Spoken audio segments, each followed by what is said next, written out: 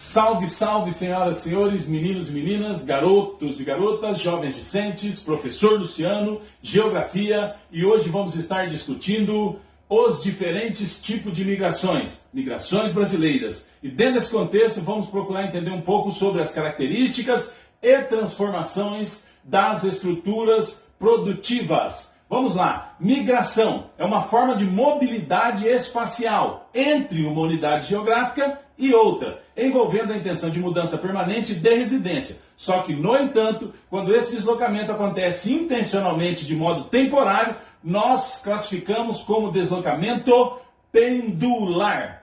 Dentro desse contexto, vamos entender o seguinte. Primeiro, emigração. Definição: movimento de saída da população de um lugar. Imigração: movimento de entrada da população em um lugar. Lembra-se de exportação e de importação. Exportação e imigração. É só um paralelo para você não esquecer. Ou seja, movimento de saída, exportação e imigração, e movimento de entrada e imigração e importação. Não se esqueçam, quando falamos de emigração, temos, por exemplo, a fuga de cérebros, esse termo utilizado atualmente, que é o que? A saída de brasileiros, em especial, por exemplo, para os Estados Unidos, em busca de melhores condições de trabalho. Não vamos nos esquecer que temos diferentes tipos de migrações. Por exemplo, migração externa, entre países. Migração interna, dentro do país. Essa migração interna pode acontecer inter ou intra-regional. Interregional, por exemplo, dentro da região sul. Interregional, saio do sul e vou para o nordeste, tá? Outro tipo de migração, migração espontânea. Você sai por livre e espontânea vontade. Migrações forçadas. Você sai por livre e espontânea pressão. Por exemplo, xenofobia. Não vamos esquecer desse termo, xenofobia. Ou seja, é um termo que designa, que conceitua a aversão aos estrangeiros. Outro tipo de migração, migração controlada. Outro tipo de migração, quanto ao tempo, ela pode ser, você pode ir de forma definitiva ou temporária. Se você for de forma temporária, então nós podemos entender, por exemplo, até vamos fazer um exercício dentro desse conceito. Pode ser uma migração temporária pendular. Você mora numa cidade, trabalha em outra, vai e volta. Esse movimento pendular. Ou também podemos ter um tipo de migração quanto ao tempo, ela pode ser de transumância sazonal. Por exemplo, você tem isso acontece em alguns locais na Ásia, você tem um rebanho aqui, num determinado local, ali, por exemplo, está sem água, está sem alimento, você caminha para um outro local para que esse animal seja sustentado durante um determinado tempo, e depois você volta a ocupar aquele local. Fatores de atração e fatores de repulsão. Fatores de atração para atrair o migrante. Fatores de repulsão para expulsar aquela pessoa. É um fator que tira aquela pessoa daquele local. Fatores de atração. Oferta de emprego, condição de ideologia política, por exemplo, condição de ideologia religiosa, busca por melhor qualidade de vida, política governamental de atração, traz incentivos para as pessoas virem para aquele local, oferta de cursos de aperfeiçoamento, que nós acabamos de dizer, por exemplo, que está acontecendo muito com o Brasil, a fuga de cérebros, né?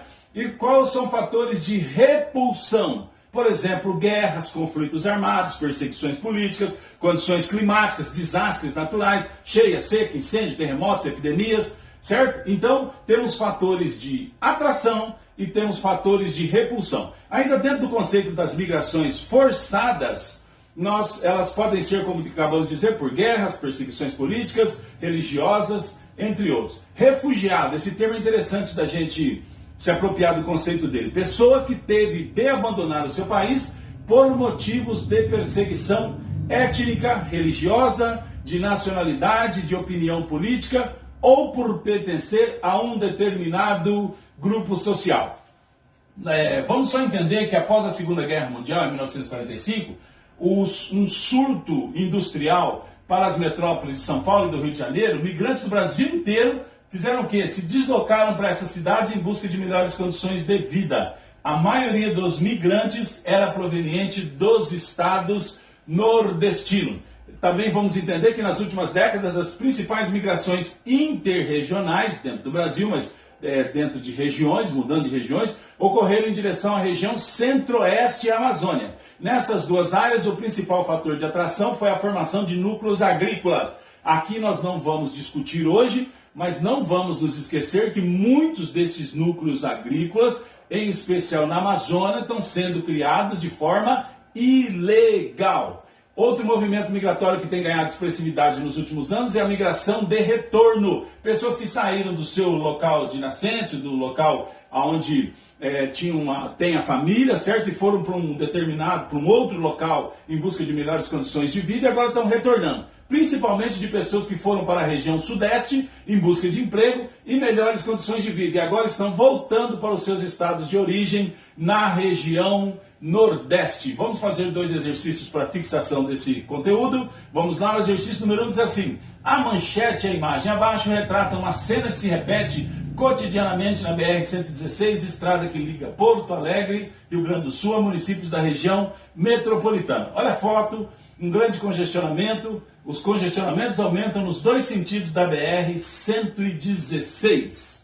Bem, aqui estão perguntando assim: entre os inúmeros fatores que causam essa situação, pode-se destacar o fluxo de pessoas residentes em outros municípios que se deslocam diariamente para trabalhar ou estudar na capital. Esse movimento é denominado de êxodo rural, saída do campo para a cidade? Não. Movimento pendular? Provavelmente seja a nossa resposta. Transhumância? Nós acabamos de discutir a saída. Você pega um rebanho, leva para um outro local, estamos usando esse termo da pecuária, né? Mas esse conceito é amplo. E você vai levar o rebanho para um outro local para ser sustentado ali através de recursos que apresentam nesse local B, onde você foi, certo? Provavelmente não entendemos dessa maneira. Emigração. Emigração é um movimento de saída, mas nós não estamos vendo saída. Vocês veem? A reportagem fala que é um movimento dos 2 lados, certo? Êxodo urbano, não. Provavelmente a resposta certa seja a letra B, migração pendular. Vamos ao próximo exercício. Diz assim: Cândido Portinari conseguiu retratar em suas obras o dia a dia do brasileiro comum, procurando denunciar os problemas sociais do nosso país. No quadro Retirantes, produzido em 1944, Portinari expõe o sofrimento dos migrantes, representado por pessoas magérrimas e com expressões que transmitem sentimentos de fome e miséria. Pessoal, vamos ver a foto? Então está mostrando o quê? Pessoas assim, parece que sem condições de sobrevivência, não estão em homeostase, não estão em condições normais. Vamos lá, tem algumas proposições aqui. Sobre o tema dessa obra, afirma-se 1, 2 e 3. Perdão, tem a 4 também. Essa migração foi provocada pelo baixo índice de mortalidade infantil no Nordeste. Não, na época, vamos voltar lá para ver o enunciado? Diz assim, ó: 1944 não tinha baixo índice de mortalidade no Nordeste. Está errada. Contribuíram para essa migração esses problemas de cunho social da região Sul. Pelo contrário, o pessoal estava saindo do Nordeste e vindo para o Sul, também está errada. Os retirantes fugiram dos problemas provocados pela seca, sim, pela desnutrição, sim, a foto mostra isso, e pelos altos índices de mortalidade infantil no Nordeste. Provavelmente essa seja uma resposta correta, a 3. Vamos lá, contribuíram para essa migração a desigualdade social no Nordeste, sim, 3 e 4, então não é A, nem a B, nem a C, provavelmente a letra D. Vamos lá? Resposta certa, 3 e 4, letra D. Eu quero agradecer a você, muito obrigado e até mais.